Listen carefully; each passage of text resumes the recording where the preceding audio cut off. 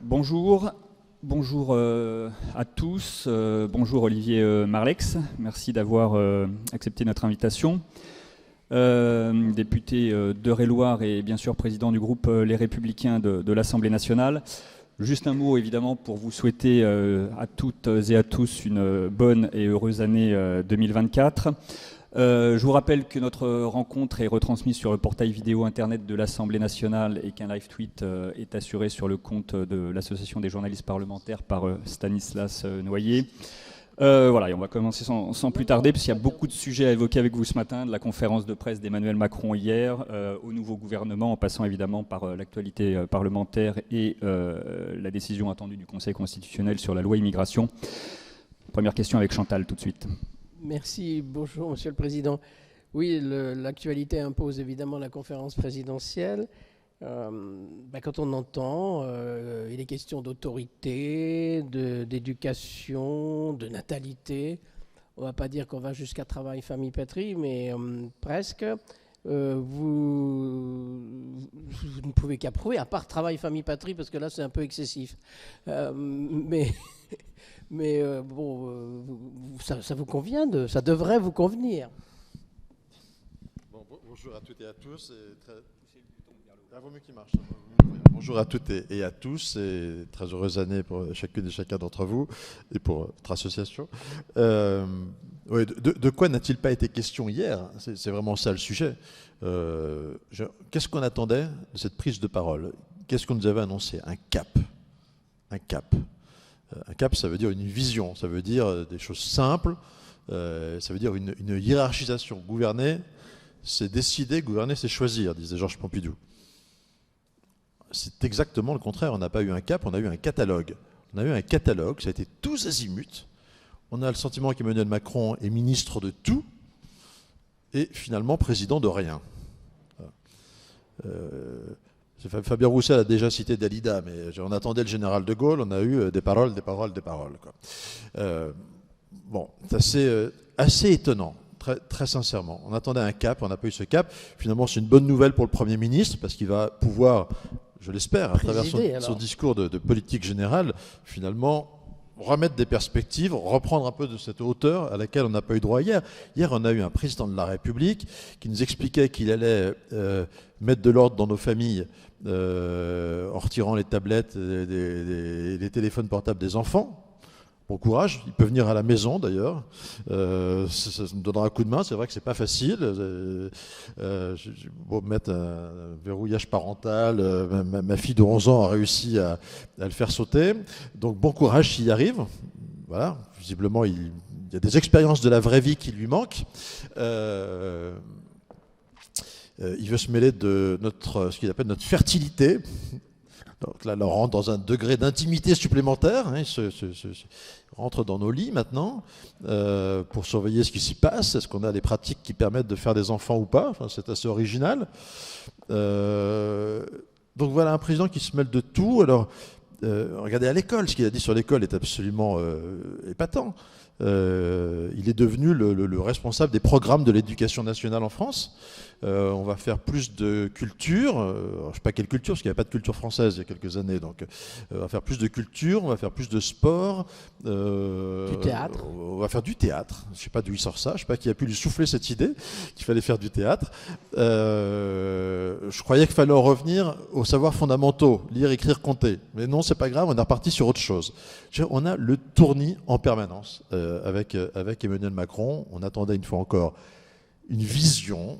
C'est quoi une vision? C'est de dire qu'il faut des objectifs et qu'il faut savoir hiérarchiser. Et en fait, ça révèle, je crois, profondément l'incapacité de... Emmanuel Macron, c'est quelqu'un qui veut plaire. C'est quelqu'un qui veut séduire, c'est quelqu'un qui veut plaire. Il a fait toute sa carrière politique comme ça. Et donc, il veut plaire à tout le monde, il veut plaire à tout le monde à la fois. Et donc, il ne sait pas choisir. Voilà, c'est moi ce que j'en retiens. Si vous y avez trouvé un axe, alors on a à chaque fois des slogans, c'est formidable. Il capte une capacité qui est liée à sa plasticité intellectuelle, hein, pour le meilleur et pour le pire. Il capte tous les mots dans l'air du temps. Il ne faut rien laisser aux adversaires politiques. Donc on utilise tous les mots, on utilise tous les slogans, d'où qu'ils viennent. La France forte, Nicolas Sarkozy. Il faut que la France reste la France. Éric Ciotti. Ordre et progrès, c'est un peu plus brésilien. Et puis alors je vous passe, si on s'en remonte un peu dans le temps, on a eu tous les triptyques possibles aussi. Ce qu'on veut faire, c'est ça, plus ça, plus ça. Voilà. Bref, un peu le tournis, et malheureusement, il manque toujours ce cap dont le pays a besoin, quoi.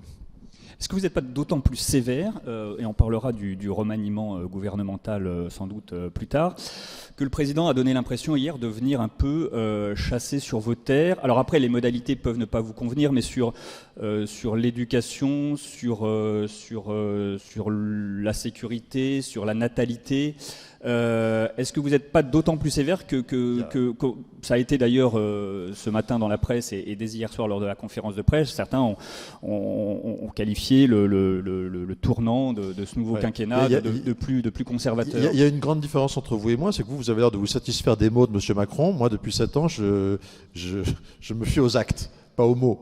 Parce que j'ai remarqué que les mots, chez lui, il en changeait régulièrement. Voilà. Et la natalité, parlons-en. Qu'est-ce qu'il a fait pour la natalité ? Je dirais, on a une politique, Monsieur Hollande a cassé notre système d'allocation familiale en le mettant sous condition de ressources, ce qui ne s'était jamais fait. La politique familiale, elle était universelle, elle avait vocation à compenser le coût de la vie de l'enfant supplémentaire dans une famille, quel que soit le niveau de revenu. Monsieur Hollande l'a cassé, Monsieur Macron s'en est contenté. On a réduit l'importance du quotient familial pour les familles qui payent l'impôt sur le revenu. Monsieur Macron s'en est satisfait. Donc ceux qui ont cassé la politique familiale, la natalité en France, ils s'appellent Emmanuel Macron et François Hollande. Voilà. Donc moi je ne me satisfais pas de mots. Et je ne crois pas que la réforme du congé changera grand-chose à ça. La question du choix, de la possibilité d'avoir un enfant en plus, oui, il y a peut-être des questions un peu d'environnement, d'optimisme qu'on a à l'égard de l'avenir, mais c'est aussi malheureusement très prosaïquement des questions de pouvoir d'achat. Un 3e enfant, ça veut dire changer de voiture. Bon, donc moi je ne me satisfais pas des mots. Tu nous parles de la drogue. La drogue. Pourquoi le sujet vient sur la table ? Parce que avec les Républicains, nous avons mis ce sujet sur la table. Et que le Sénat a engagé une mission d'information sur le sujet, etc. Je ne crois pas un quart de seconde qu'il y aura une volonté. Donc, non, j'ai appris qu'avec Emmanuel Macron, il y a la réalité, il y a la communication, il y a les mots et il y a la réalité.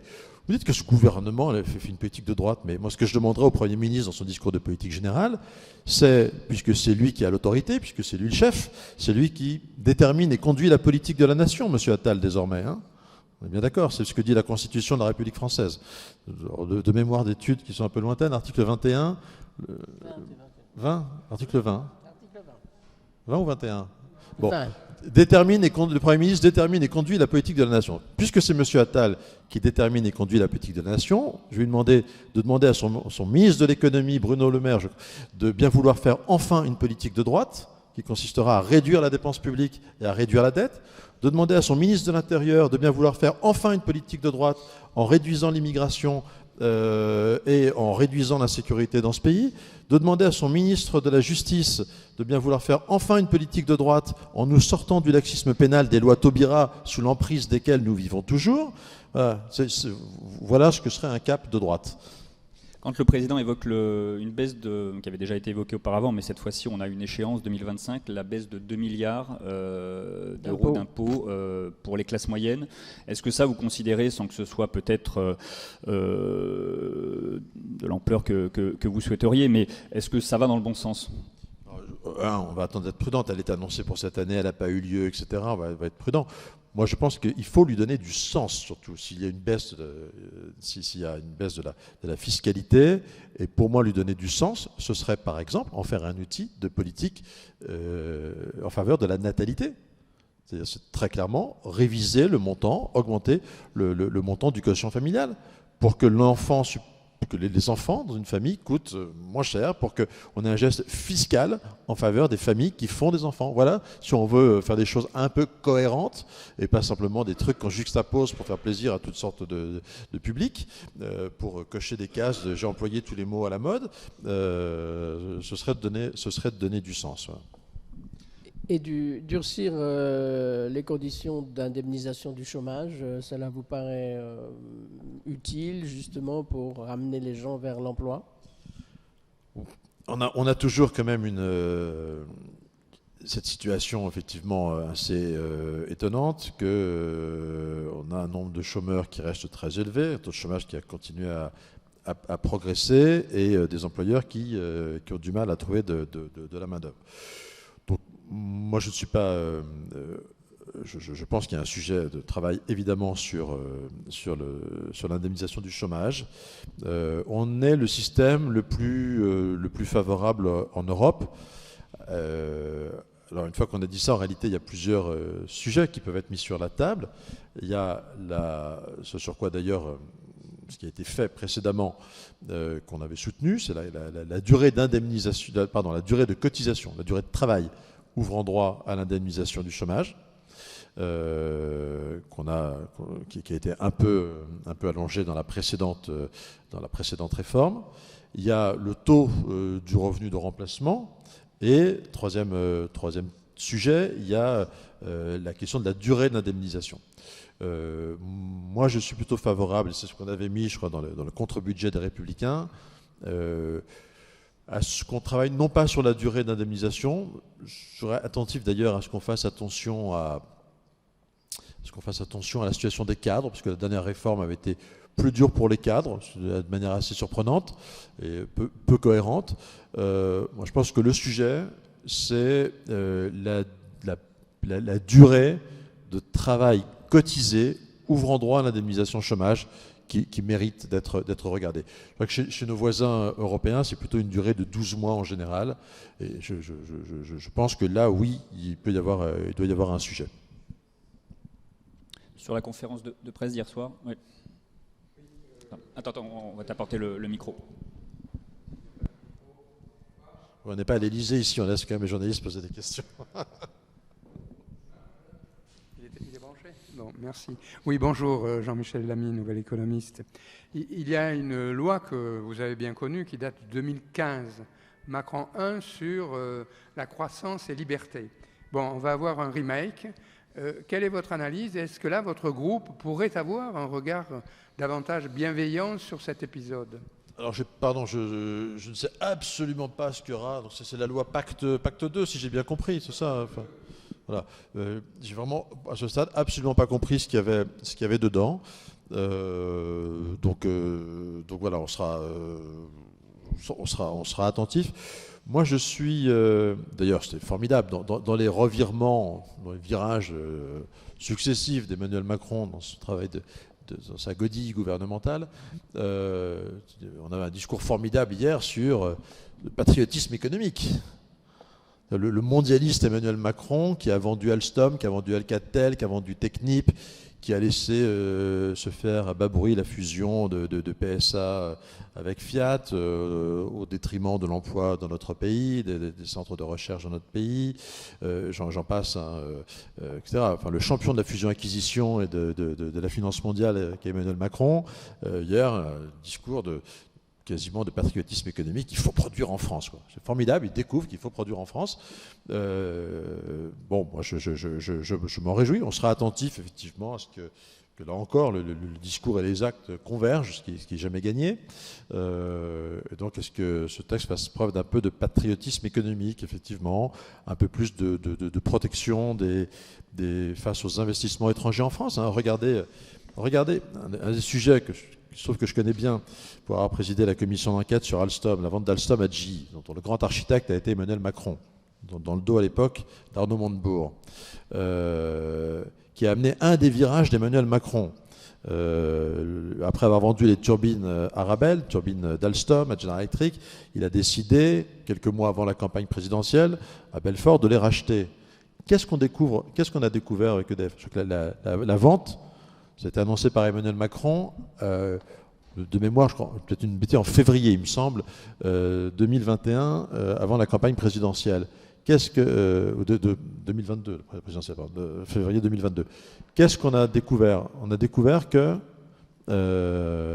qu'en fait les licences, la propriété intellectuelle, les licences, c'est important quand on parle d'entreprises aussi stratégiques qui ont un savoir-faire de haute technologie, que les licences qui étaient censées être protégées par le droit français, protégées par la loi.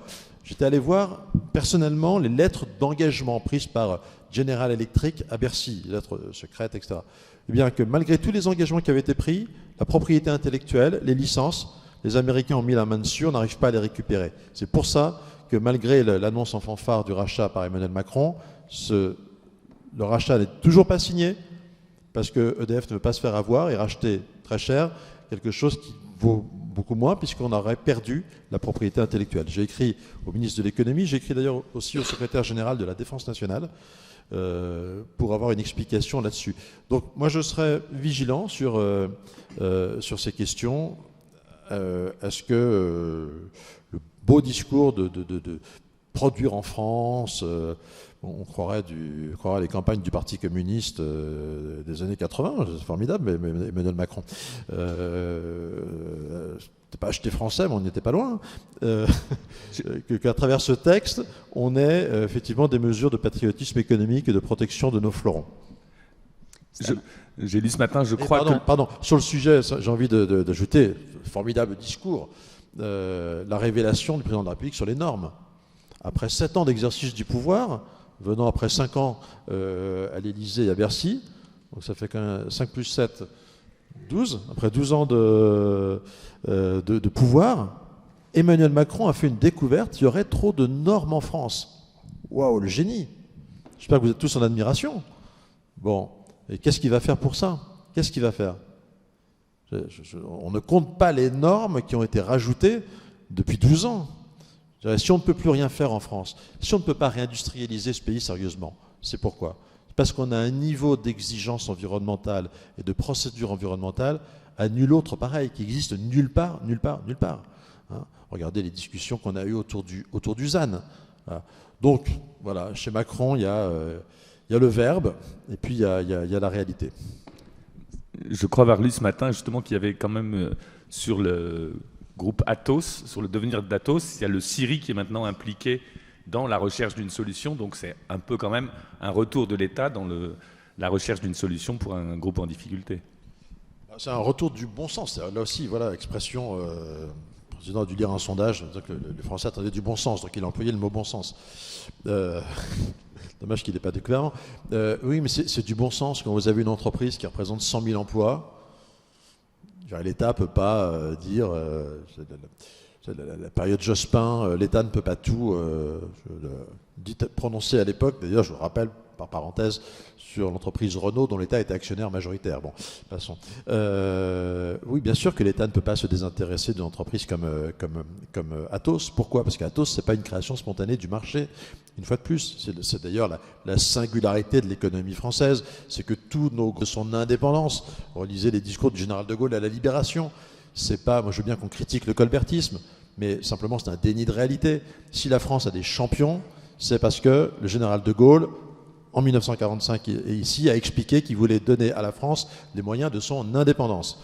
Et donc, notamment, si on a une entreprise comme Atos, c'est parce que on a voulu, à un moment, se doter des moyens de notre indépendance, notamment sur l'utilisation de l'arme nucléaire. Bon, et donc je veux bien qu'on me parle, qu'on ait des discours sur la Startup Nation, qu'on nous parle de l'intelligence artificielle, dont chacun sait évidemment qu'elle est au cœur de nos vies de demain. Et quand je dis demain, c'est vraiment demain. Sans supercalculateur, bien sûr. Tout va dépendre des capacités informatiques de calcul hyper rapide. Et donc, la seule pépite qu'on a, c'est Atos. On ne peut pas laisser Atos partir à volo, être démembré. Et je ne fais pas partie des gens qui condamnent M. Breton. Il a eu raison d'avoir la politique d'acquisition qu'il a eue. Il a eu raison parce qu'on le voit bien que les entreprises ont besoin d'avoir une taille mondiale, etc. Et pour une fois qu'on pouvait avoir un champion français capable d'avoir une taille mondiale, il fallait le faire. Le drame, c'est qu'Atos a été dirigé par des dirigeants qui n'étaient plus à la hauteur après, et qu'après les acquisitions de la période Breton, il fallait une période de réorganisation qui n'a pas été faite par son successeur. Bon. Et donc, oui, il est urgent que l'État s'en occupe. C'est pas nouveau. Hein. Je crois que pour l'instant, toutes les discussions ont eu lieu dans le huis clos du bureau de M. Koller. Voilà un vrai sujet dont on parlera dans la loi Pacte 1. Le gouvernement a inventé une procédure de conciliation, je ne sais plus comment elle s'appelle, procédure de conciliation d'urgence, enfin, qui a permis de gérer Casino en urgence, etc. C'est une boîte noire. C'est une boîte noire qui pose question aujourd'hui, cette procédure de conciliation, je ne sais plus comment elle s'appelle, extraordinaire. Enfin, enfin voilà, je pense qu'il faudra en faire un bilan, parce que ça ne doit pas être le lieu où on démembre, on démantèle les entreprises françaises, les gens français, à bas bruit entre copains. Frédéric et puis François. Oui, Frédéric Delpech pour LCI TF1. Il y a une mesure, ou plutôt une confirmation d'Emmanuel Macron qui provoque beaucoup de remous, y compris dans la majorité. C'est la confirmation donc de la hausse de 10% du prix de l'électricité au 1er février. Est-ce que vous considérez que c'est une erreur de persister dans cette hausse, ou qu'au contraire, au nom de la réduction des déficits publics, c'est une bonne mesure? C'est un vrai sujet. Les Français ont subi ces 2 dernières années des hausses du prix de l'électricité qui ont été extrêmement importantes. Je crois que c'est pas dire de bêtises, mais enfin, en cumulé, on est à près de 30% de hausse. J'ai toujours un peu de mal à ajouter des pourcentages, à additionner des pourcentages. Donc, je suis pas très bon en maths. Donc, on a déjà une hausse substantielle. Bon, je pense qu'on a à court terme un vrai sujet avec un problème de pouvoir d'achat. D'ailleurs, là aussi, tiens, petite parenthèse, cette politique du chéquier énergétique est un très bon exemple. Et qui a créé un angle mort, une France de l'angle mort par rapport à l'énergie en donnant des chèques énergétiques aux uns sous condition de ressources et pas aux classes moyennes? C'est Emmanuel Macron, hein, sur tous les sujets prix de l'énergie. Bon. Donc, oui, je pense que à un moment où on a un vrai problème de pouvoir d'achat, soyons sérieux, il a été plus qu'identifié en 2007 déjà. Je me souviens d'un candidat à l'élection présidentielle qui avait comme slogan travailler plus pour gagner plus, parce qu'on savait qu'on avait un problème des salaires déjà. Depuis, rien n'a avancé. Dans les à-coups de communication d'Emmanuel Macron, on a eu la conférence de Saint-Denis, et parmi les souris qui sont sorties de la conférence de Saint-Denis, il y avait une conférence sociale sur les salaires.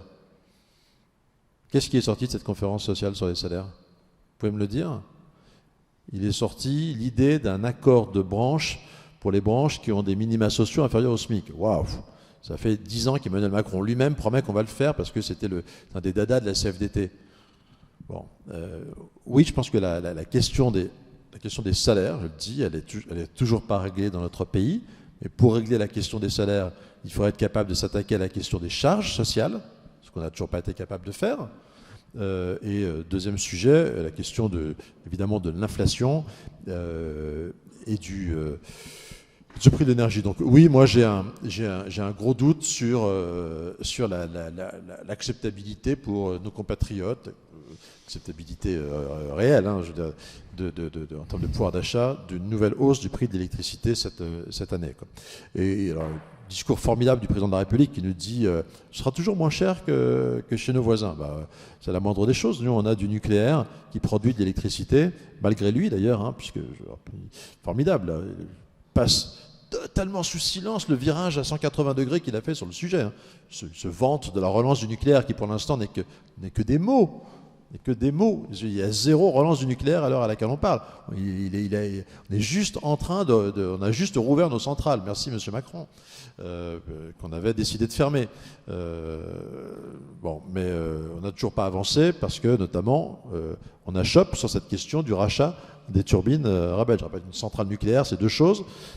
C'est la partie non conventionnelle, l'énergie avec l'atome, et puis derrière ce qui transforme la vapeur en électricité, c'est les turbines. Voilà, c'est les fameuses turbines Arabelle.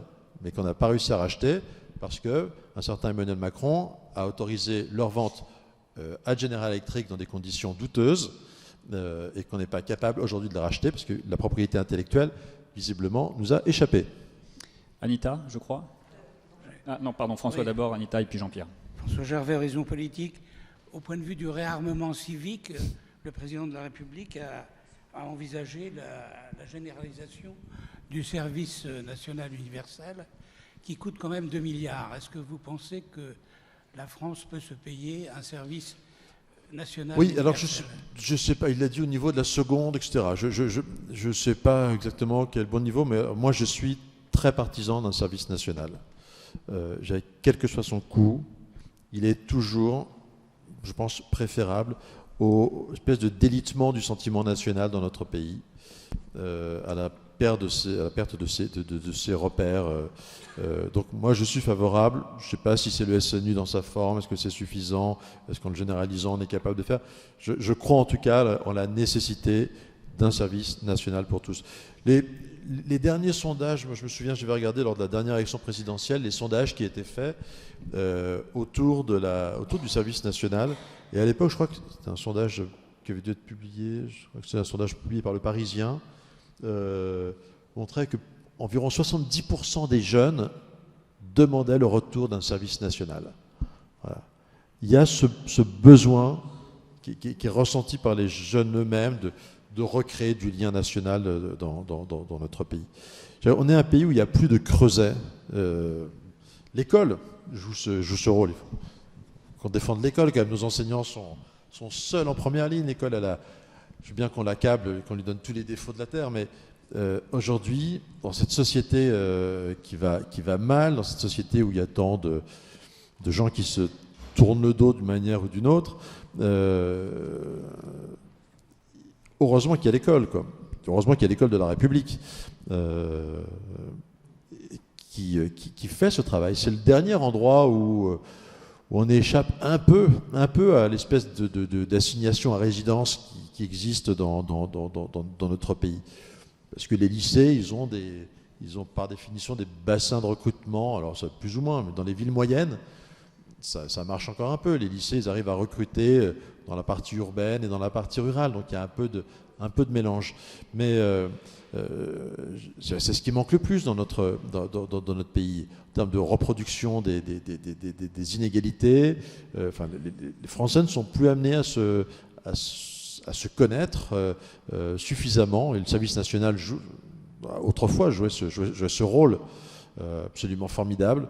Et moi, j'ai pensé, j'avais même comme compagnon de chambrée au service militaire quelqu'un qui est devenu député communiste, vous voyez, c'est dire, avec qui j'ai des souvenirs de nettoyage de corvées de chiottes, etc. Enfin,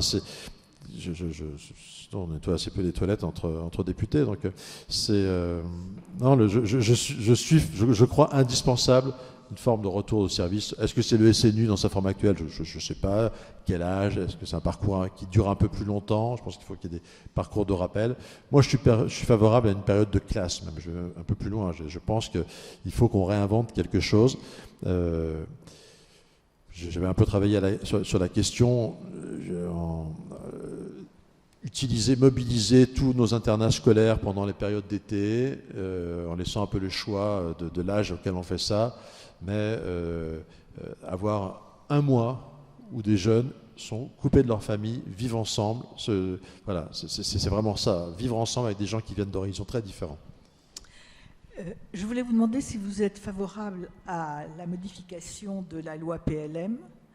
Et en corollaire, dans l'état actuel des choses, est-ce que vous diriez pour Paris plutôt Hidalgo que Dati? Oui, moi je suis favorable à... Bon, je vous le dis d'autant plus honnêtement que je me suis livré, je pense que pendant la République, avant de dire ça, c'est livré à des analyses électorales que je n'ai pas faites. Mais si on... si on se souvient un peu de l'histoire, ce statut PLM, il a été inventé à une époque où on avait peur pour Paris qu'un certain Chirac gagne la mairie de Paris. Ou Defer voulait aussi garder. Oui, et garder la mairie de Marseille. Voilà. Donc on a inventé des systèmes qui sont assez incompréhensibles. Ces grandes villes doivent être gérées comme toutes les autres, avec un système beaucoup plus lisible. Donc par principe, je suis favorable à cette évolution. Bon, ça n'engage que moi. C'est plutôt une demande de votre parti depuis assez longtemps, déjà à Paris. Genre, franchement, je ne me souviens pas qu'on ait beaucoup travaillé sur le sujet. Donc voilà. Mais en tout cas, moi, ça me paraît normal. C'est une espèce d'anomalie. Ça me semble être une anomalie héritée de l'histoire. Voilà. Quant à Paris, les Républicains auront leur candidat, qui ne sera pas Rachida Dati. Rachida Dati a quitté les Républicains, de fait, en allant se joindre à ce qu'elle appelait elle-même un parti de traîtres de gauche et de droite. Voilà. Et d'ailleurs, pourquoi est-ce qu'elle disait ça? Elle le disait de mémoire, je crois que c'était au lendemain des élections municipales, où nous avions fait ce constat que les candidats qui avaient fusionné leur liste, alors soit qui avaient fait des listes uniques au premier tour, soit qui avaient fusionné entre les deux tours, avaient perdu. On a perdu Nancy parce que Laurent Hénard a fait cette soupe. On a perdu Bordeaux parce qu'il y a eu une fusion au second tour. Toutes les villes qu'on a perdues, on les a perdues parce qu'il n'y a pas eu de clarté. Des villes en revanche très difficiles, où on est resté cohérent, clair sur notre offre politique, on n'a pas eu ce sujet. Et moi, ce que je veux vous dire, c'est que je pense qu'en 2026, la vraie difficulté, elle sera chez les macronistes. Parce que ce sera quoi le macronisme en 2026 ? Quand on voit ce qu'il est en train de devenir. Vous savez, si le président de la République a changé de Premier ministre là, de manière un peu imprévue, plus rapide que prévu, je ne crois pas que ce soit parce qu'il a été vexé, qu'on ait voté une motion de rejet, etc. J'espère pas. J'espère qu'il est quand même un tout petit peu au-dessus de tout ça et que son petit orgueil blessé ne l'a pas amené à bouleverser ses plans politiques à ce point. Sinon, c'est inquiétant. Parce que la prochaine motion de rejet qu'on vote, qu'est-ce qu'il fait? Il rechange de Premier ministre? Bon. Donc soyons sérieux, j'espère que ce n'est pas ça. Je pense plutôt que c'est parce que le président de la République est très inquiet des sondages sur les européennes. Je pense que des listes Macron, une liste Renaissance qui ferait 18% à la présidentielle, aux européennes, c'est la fin prématurée du macronisme dans notre pays.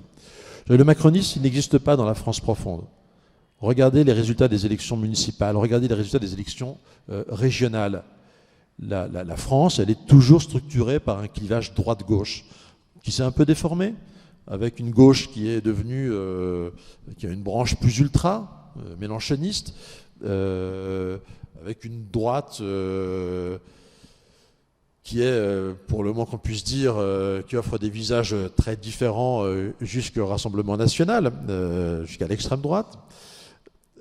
Mais c'est quand même ce réflexe-là qui structure la vie politique des gens, avec une grande fluidité, je pense, à droite et à gauche, entre l'extrême gauche et la gauche modérée, et entre la droite et ces tendances plus extrêmes. Mais c'est toujours ça qui structure la vie. Le macronisme, c'est un truc national. Ça structure la vie politique nationale parce que c'est le président de la République et c'est le président de la République réélu. Et donc je pense qu'une liste Macron qui aux européennes fait 18%, ce serait vraiment la fin prématurée du macronisme comme force structurante de la vie politique. Et c'est ce qui angoisse beaucoup aujourd'hui Emmanuel Macron. D'où cette nécessité de réinstaller un match Attal, Bardella en vue des européennes, de nous reparler hier, toujours cette petite minute de publicité pour son opposition favorite, celle grâce à laquelle il a été réélu. Je parle du Rassemblement national, évidemment, chacun l'a compris. Voilà, je pense que c'est ça qui inquiète le président de la République, c'est cette perspective d'une claque aux européennes. On attend la semaine prochaine, jeudi prochain, la décision du Conseil constitutionnel sur la loi immigration. Est-ce que vous la craignez ou est-ce que vous l'attendez? On sait qu'un certain nombre d'articles sont visés dans leur recours par par les députés et les sénateurs de gauche. Est-ce que finalement une censure ne vous permettrait pas de relancer le débat, votre volonté sur la nécessité de réformer la Constitution pour légiférer sur ce sujet ? Je pense que ceux qui doivent la craindre, celui qui doit la craindre, c'est plutôt Emmanuel Macron et c'est plutôt ce gouvernement, puisque ce gouvernement ne peut pas, le président ne peut pas se vanter de cette loi finalement qui a été votée, etc., dire on va remettre de l'ordre à nos frontières, etc. Et en même temps se féliciter d'éventuelles censures, détricotages de ce texte. Ça veut dire que s'il y avait des morceaux importants de la loi qui étaient censurés, il faudrait que le gouvernement, que l'exécutif en tire les conséquences. Et soit c'est parce que ces jugés cavaliers représentent dans le texte ad hoc, ça va être le cas de l'AME par exemple, où par anticipation, nous avons convenu qu'il y avait un risque que ce soit considéré comme cavalier, donc on a accepté le retrait pour éviter la censure en échange d'un engagement écrit du Premier ministre, Madame Borne, dont le nouveau Premier ministre m'a confirmé hier qu'il tiendrait à cet engagement. Donc il faudra que des textes se relèvent de la loi ordinaire qui remettent sur le métier. Si c'était effectivement pour des raisons constitutionnelles, je pense que ce sera là aussi de la responsabilité du président de la République de proposer la réforme constitutionnelle pour atteindre les objectifs. Après, il y a un autre sujet qui est vraiment un sujet sur lequel moi je voudrais, ça fait des mois que je me dis qu'il faut que j'écrive un article un peu juridique sur l'article 45 de la Constitution. La lettre de l'article 45 de la Constitution dit que sont recevables les amendements ayant un lien même indirect avec le texte. Et là, on est en train de nous expliquer qu'il y a un risque de censure parce qu'un certain nombre d'articles pourraient être jugés cavaliers, c'est-à-dire n'ayant pas de lien suffisamment direct avec le texte. Mais c'est quoi cette histoire d'un lien direct? La Constitution, elle ne dit pas ça. Donc moi, ce que j'aimerais, c'est que le Conseil constitutionnel, qui aujourd'hui a développé une jurisprudence qui est contraire à la lettre de la Constitution, revienne à la lettre de la Constitution. Le Conseil constitutionnel est censé appliquer la Constitution. Et donc, la Constitution, elle dit un lien même indirect. C'est-à-dire que quand on met des dispositions, par exemple, sur la nationalité, qui peut contester dans un projet de loi qui s'appelle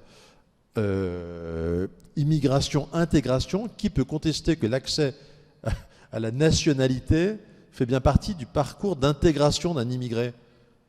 Que le Conseil constitutionnel aille nous dire ça, franchement, ça vaudra une sacrée discussion avec le Conseil constitutionnel, quoi.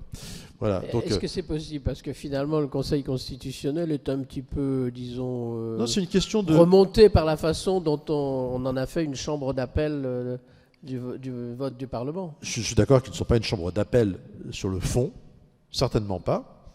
Ils sont là pour faire respecter la lettre de la Constitution et les principes constitutionnels. Mais ils ne sont pas là non plus pour censurer sur la forme en s'appuyant sur une interprétation de la Constitution qui dit le contraire de ce qui est écrit. Voilà. Donc, moi et quand je dis ça, je pense que je suis dans mon rôle de défendre l'initiative parlementaire. Si on suit aujourd'hui ce que nous disent certains au SGG, les parlementaires n'auraient plus le droit, dans un texte, que d'amender en restant dans le même code. Non mais enfin, on n'est pas des chefs de bureau des administrations centrales. Si les parlementaires considèrent que dans un texte immigration, intégration, il y a des choses qui relèvent du CESEDA, mais il y en a d'autres qui peuvent relever aussi du code de la nationalité, pardon, mais voilà quoi. Et puis il pourrait y avoir des choses qui relèvent du code de l'éducation en matière d'intégration. Cette idée dans laquelle on veut dire au Parlement, vous n'avez le droit d'amender qu'en restant dans le même code, c'est un scandale absolu, quoi. Voilà. Je le dis de manière beaucoup plus générale, parce que je vous dis, ça fait des mois que je me dis qu'il faut vraiment travailler sur ce sujet. C'est une réduction, c'est une atteinte au droit du Parlement de vouloir nous réduire à ce rôle-là. On attend le micro. Bonjour, Cédric Simon de l'AFP. On l'a évoqué, l'AME. Donc Gabriel Attal a dit l'engagement sera tenu. Est-ce que ça vous rassure? Et où placez-vous le curseur, vous, pour être satisfait par une évolution qui serait proposée, qu'elle soit législative ou réglementaire, sur l'AME? Il semble, je ne suis pas le plus grand spécialiste du sujet, mais il semble qu'il y ait des mesures qui soient nécessairement législatives. Voilà. Il y a des mesures qui sont nécessairement législatives, je ne les ai plus exactement en tête, mais c'est le cas. Et donc, voilà, donc, la réforme doit aussi être législative. Et voilà. Après, je pense qu'il y a en réalité ce qui avait été voté au Sénat en première lecture nous convient. C'est-à-dire, je pense qu'il y a une espèce de consensus pour dire que c'est des soins d'urgence. Quelqu'un qui est en situation quelqu'un qui a eu un accident, qui a une jambe cassée, qui arrive à l'hôpital, etc., on ne lui demande pas ses papiers. On est en France, on n'est pas aux États-Unis, on ne laisse pas les gens sur le bord de la route parce qu'ils n'auraient pas... voilà. Donc ça, je pense qu'il y a un consensus pour dire que les soins d'urgence, voilà, on ne demande pas à une femme qui est en train d'accoucher si ses papiers sont en règle, et on l'aide à accoucher convenablement. Ça fait partie, je crois, de... Les médecins, de toute façon, se sentent obligés de le faire. C'est le serment d'Hippocrate. Voilà. Donc il n'y a pas de sujet là-dessus. Il y a aussi évidemment des soins dits vitaux. Là où il y a un débat, vous savez, c'est la question de la disponibilité voilà, la France n'est pas censée apporter à la planète sa capacité à guérir toutes les pathologies qui ne sont pas ailleurs, quoi. Ça ne marchera pas. On est déjà 1% de la... Grosso modo, vous savez, vous connaissez ces chiffres, 1% de la population mondiale, 5% de la richesse mondiale, 15% de la dépense sociale mondiale. Bon, on ne va pas soigner toute la planète, quoi. Je suis très triste que en Iran, au Yémen, je ne sais pas où, on n'ait pas forcément accès à la même qualité de soins, mais enfin... pas de la faute des Français, quoi. C'est pas aux Français d'aller payer. Donc voilà.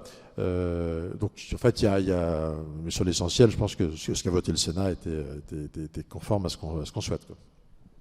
On a bien compris depuis le début de notre rencontre qu'il n'y a pas grand-chose dans les mots du président ou dans les actes du gouvernement depuis 7 ans qui trouve grâce à vos yeux, sauf une forme de service national grâce à François. Oui.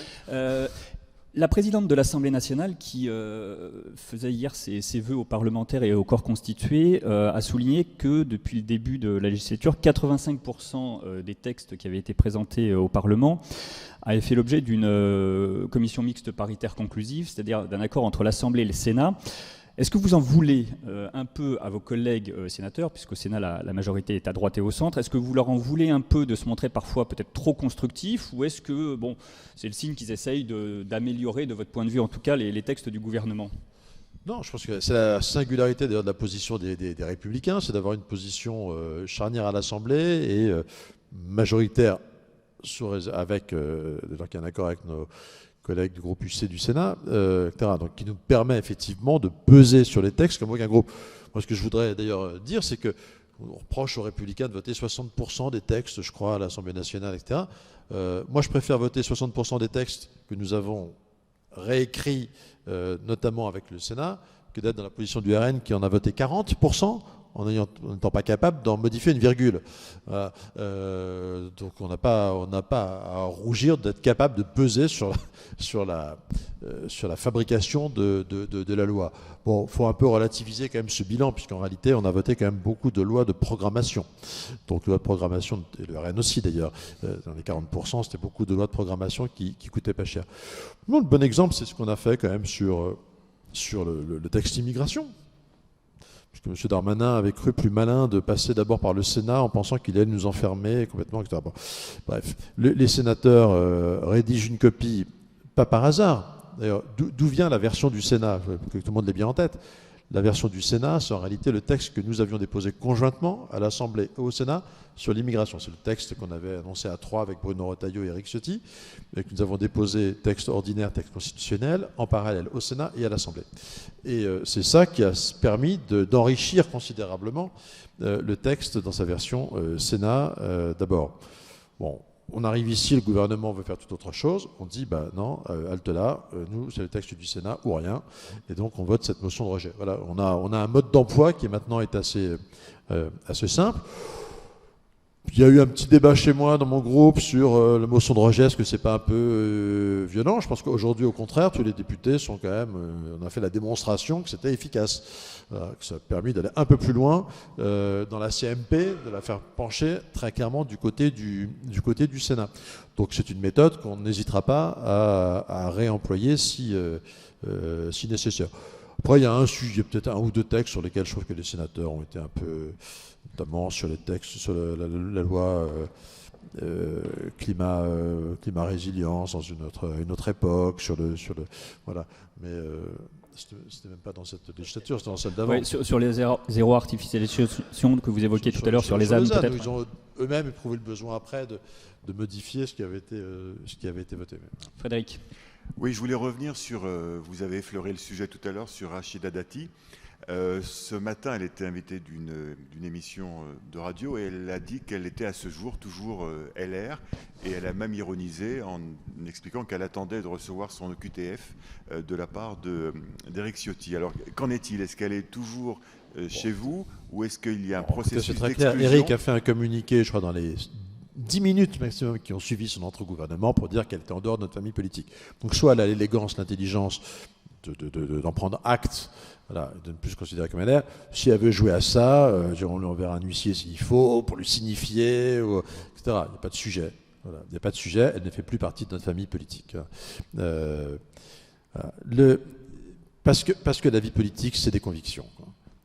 La vie politique, c'est des convictions, c'est pas des carrières personnelles. Quoi.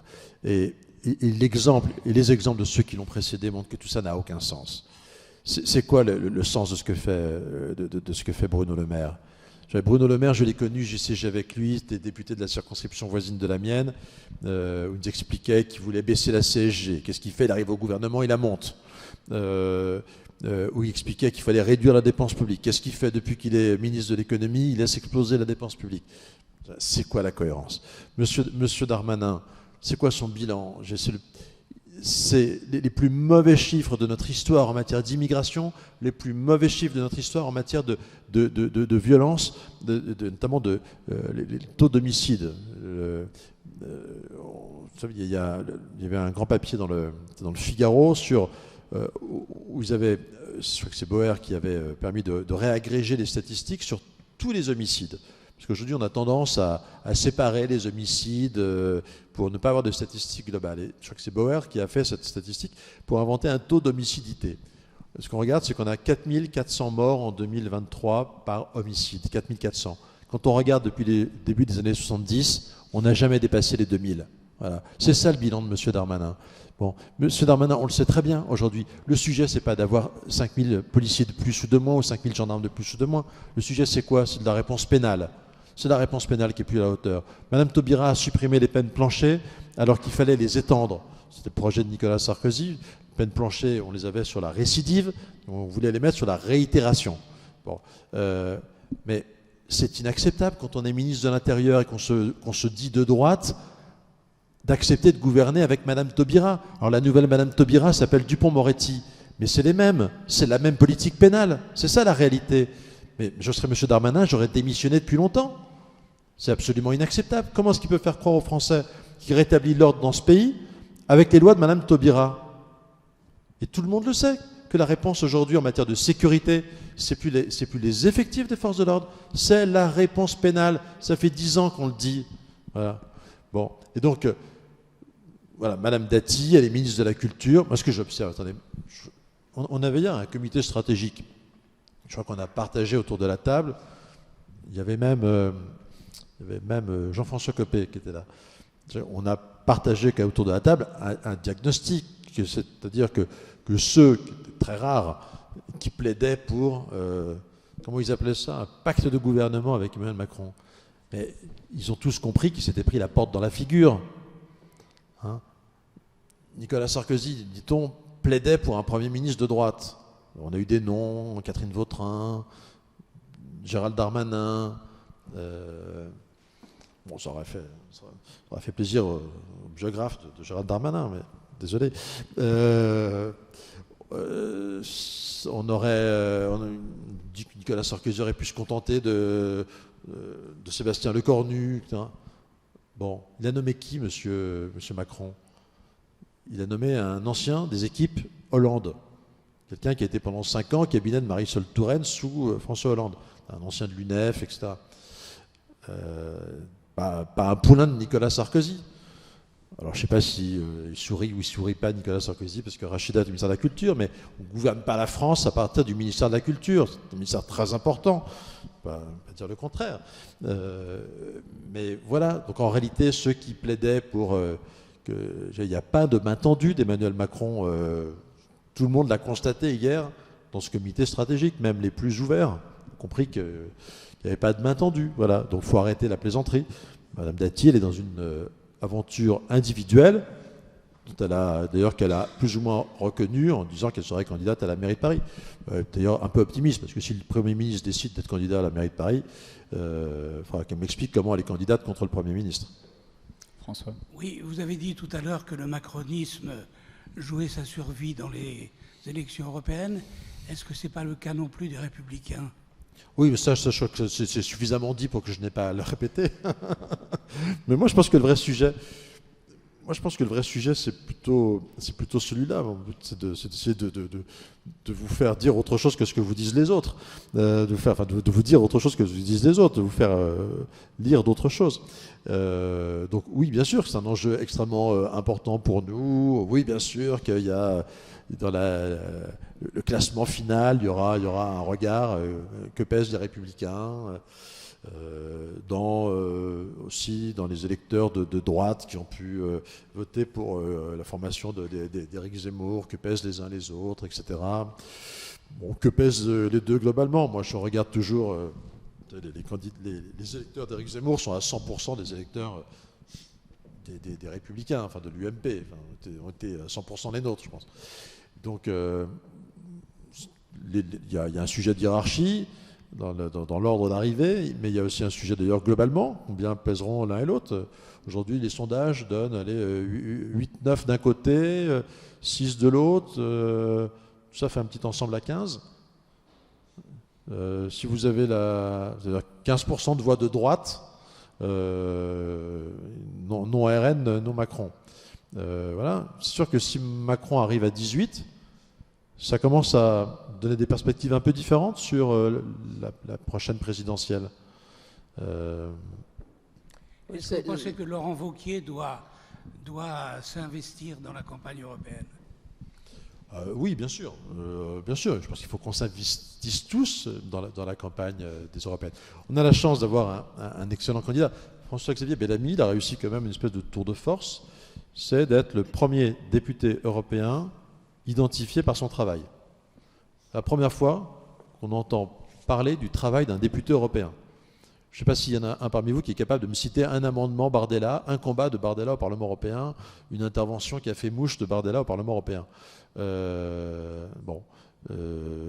Beaucoup d'autres députés européens, y compris peut-être de ma famille politique avant, quoi. Enfin, Madame Dati, pardon. Je ne sais pas quels ont été ces combats au Parlement européen.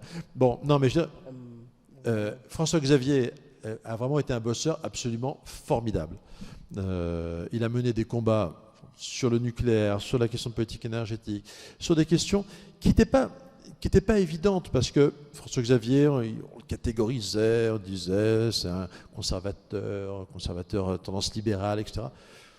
Il a su aller bien au-delà de toutes ces étiquettes. Moi, j'ai partagé avec lui des combats. On a vraiment travaillé ensemble sur les sujets de réforme du marché de l'électricité, par exemple. On se tenait très au courant de ce qui se discutait.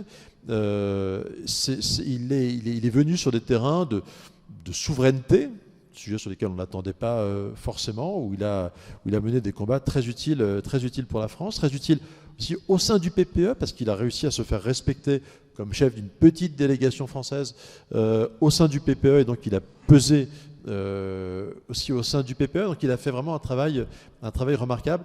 Et voilà, pour défendre les positions de la France au Parlement européen, on a besoin d'une délégation autour de François-Xavier la plus forte possible. François-Xavier, moi je lui ai dit qu'il fallait qu'il prenne comme clip de campagne une vidéo absolument formidable qui fait moins de 2 minutes, où on le voit dire au chancelier allemand, au chancelier Scholz, tout ce que les Français avaient envie de dire aux Allemands depuis 1945. Elle est absolument éblouissante sur les questions un peu de déloyauté dans le couple franco-allemand depuis de nombreuses années. Oui, en fait, les élections européennes ont toujours été difficiles pour votre parti. Ce ne sont pas des élections phares. Est-ce que cela tient à votre ambiguïté sur l'Europe? Est-ce que vous êtes vraiment pour? Est-ce que vous êtes contre? Parfois, vous allez presque vers du fédéralisme. Parfois, vous êtes souverainiste. Non, je ne pense pas que vous puissiez me citer des vrais... Quand l'euro a été créé, que je sache, enfin quand il a été mis en œuvre, que je sache, c'était un gouvernement de droite, UMP, qui était en place quand il l'a mis en œuvre, et même qu'il y a eu une dissolution qui était normalement faite pour faire passer l'épreuve. Non, la monnaie unique... Enfin, la monnaie unique, ce n'était pas un projet fédéral, c'était la suite d'une vieille convergence franco-allemande. Vous savez qui sont les premiers quand même qu'on parlait de monnaie unique? C'est même, ça remonte à Georges Pompidou.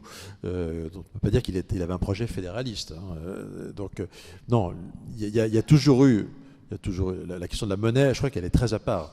Elle tient au fait que la France a toujours eu, depuis les débuts de la Troisième République, une situation un peu inflationniste, et la France a toujours eu un problème avec sa monnaie, et par rapport aux Allemands, et notamment, et par rapport même aux Britanniques. Et donc ça a été dans le sujet politique numéro 1 que tous les gouvernements de la Troisième République en particulier, une partie de la Quatrième ont eu à affronter, c'était cette question de la monnaie. Question des dévaluations, etc. Et donc, la France voulait se débarrasser de ce problème depuis longtemps. C'est pour ça qu'on est allé vers la monnaie unique, qu'après elle a été mal négociée par, notamment à l'époque Mitterrand, qui a été la période décisive. Ça, c'est un fait. Notamment parce que, voilà, on a troqué... les Allemands ne voulaient pas de la monnaie unique, c'était vraiment une demande française. Bon, allez, on ne va pas rentrer dans ce débat historique, mais non, le projet de... C'est quand même du fédéralisme. Non, on n'a jamais... Non. C'est pas du fédéralisme. Le fédéralisme, ça aurait été effectivement d'aller... c'est autre chose, c'est quand même un gouvernement central qui a des compétences propres beaucoup plus importantes. C'est pas le cas. Donc on n'a jamais été fédéraliste. Je pense que personne n'a exprimé un projet fédéraliste.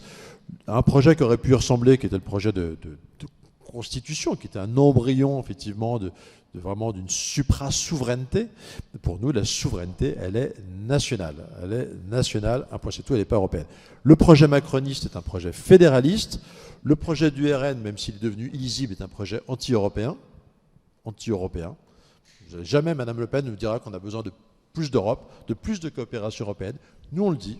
On dit qu'on a besoin de coopération européenne renforcée dans certains domaines, en matière de politique migratoire, il faut une politique nationale hyper volontariste, mais il faut aussi une coopération européenne pour les frontières extérieures, sur la Méditerranée, etc., pour mutualiser nos moyens.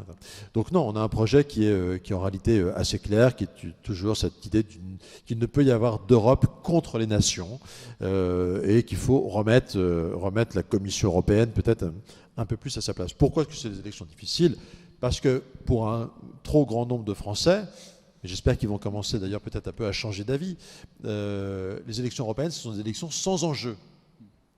C'est des élections où il n'y a pas d'enjeu. Enfin, les Français, longtemps, se sont dit que les européennes, il n'y avait pas d'enjeu. Et donc, on peut se défouler et on peut voter Rassemblement national plus facilement. Moi, je connais beaucoup d'électeurs de ma circonscription, allez, on va dire beaucoup d'amis agriculteurs, qui votent pour nous aux élections nationales et qui, aux européennes, se disent on se défoule, on vote Rassemblement national. Bon, il faudrait peut-être qu'ils comprennent que s'il y a des enjeux, et qu'il vaut mieux être défendu par une délégation française forte au sein du PPE que par une délégation très importante du Rassemblement national qui est totalement marginale et qui regarde passer les balles, qui compte les points, qui n'est pas capable d'infléchir la politique européenne. On a déjà dépassé le temps qui nous était imparti. Une toute dernière question, si vous permettez. Cette semaine est examiné en commission le projet de loi visant à inscrire l'interruption volontaire de grossesse dans la Constitution. Ce projet de loi reprend plutôt le mot de liberté qui avait été précédemment votée au Sénat, plutôt que la version contenant le mot droit qui avait été votée à l'Assemblée nationale. Est-ce que dans cette formulation, même si des aménagements sont peut-être encore nécessaires, est-ce que dans cette formulation, vous, votre groupe, êtes prêt à voter ce projet de loi, et est-ce que les conditions d'un vote au Congrès, c'est-à-dire avec une majorité des 3/5, vous paraît remplies ou en tout cas accessibles? Bon, d'abord, je ne peux pas m'empêcher de m'interroger sur les priorités. Personne en France n'a jamais remis en cause, je ne me souviens pas qu'il y ait eu la moindre proposition de loi en France. Jamais. Pour remettre en cause l'IVG depuis 1974. Jamais. Jamais. Donc je pense que ce n'était pas la priorité et qu'on aurait mieux fait de faire une réforme de la Constitution sur la question de l'immigration. Je regrette que le président de la République fasse cet arbitrage. C'est un sujet sur lequel il y a une liberté de conscience totale, c'est une tradition historique dans mon groupe, ça ne va pas changer maintenant. Donc il y aura cette liberté de vote en conscience, évidemment. Troisième élément, je crois que le groupe a voté très largement le texte, y compris dans la version qui nous a été soumise à l'Assemblée nationale, qui n'était pas très heureuse en termes de rédaction. Pourquoi la question de la rédaction est importante? Si on doit mettre quelque chose dans la Constitution, c'est parce qu'on est tous attachés, enfin à titre personnel, je le suis, à l'équilibre de la loi Veil. La loi Veil dit qu'il n'y a pas de bonne solution. Et la loi Veil dit c'est toujours un drame. Et la loi Veil dit qu'il faut faire un équilibre entre le droit, la possibilité pour la femme de recourir à une interruption volontaire de grossesse et malgré tout la protection de l'enfant à naître. Et donc il faut veiller à cet équilibre, ce qui explique, qui se traduit notamment par le délai qui encadre. Voilà. Moi j'avoue que je suis un peu heurté, par exemple, qu'on ait pu voter une interruption médicale de grossesse quasiment jusqu'au terme. C'est personnel, pour le coup, c'est quelque chose qui me heurte. Donc il faut évidemment garder cet équilibre dans la loi. Donc il faut veiller à ce que, en écrivant une partie de ce qui était dans la loi Veil dans la Constitution, on n'écrase pas tout le reste. On n'écrase pas notamment cette dimension protection de l'enfant à naître. Ou clause de conscience des médecins, par exemple. Voilà. C'est pour ça que la rédaction du Sénat, je pense, était un bon compromis. C'est-à-dire qu'on écrivait effectivement dans la Constitution l'IVG, la liberté de recourir à l'IVG. Là, le projet gouvernemental rajoute la liberté, garantie, virgule, qui lui est garantie. Ça renvoie tout de suite, ce qui dans l'article 34 n'existe pas. On ne dit pas la loi fiscale qui est juste ou qui favorise la redistribution, on ne dit pas la loi pénale qui est sévère, on ne dit pas tout ça. L'article 34, c'est des domaines de la loi. Et donc moi, je regrette ce mot garantie qui rouvre une certaine ambiguïté, notamment avec une question simple, c'est est-ce que cette garantie, elle est absolue? Si vous considérez que cette garantie, elle est absolue, ça veut dire que vous ouvrez la possibilité d'un IVG jusqu'au terme. Bon. Ça heurterait évidemment ce principe. Alors aujourd'hui, le Conseil constitutionnel rattache le droit de l'enfant à naître, le protège à travers le principe constitutionnel de dignité de la personne humaine. Voilà. Mais est-ce que c'est suffisant ou pas? Donc ce principe, il doit être... je pense que ce mot garantie crée de la confusion. Le projet, c'était de donner une protection supplémentaire en inscrivant l'IVG, le mot IVG dans la Constitution. Je pense que la version du Sénat était beaucoup de loin préférable à celle que propose le gouvernement et qu'il faudra revenir. Je pense qu'il faudra revenir à cette rédaction-là. Apparemment, il y a des discussions qui sont déjà en cours avec le Sénat pour permettre éventuellement un congrès au mois de mars. Merci beaucoup, Olivier Marleix, d'avoir accepté notre invitation et pour cette heure. Bon après-midi à tous. Merci.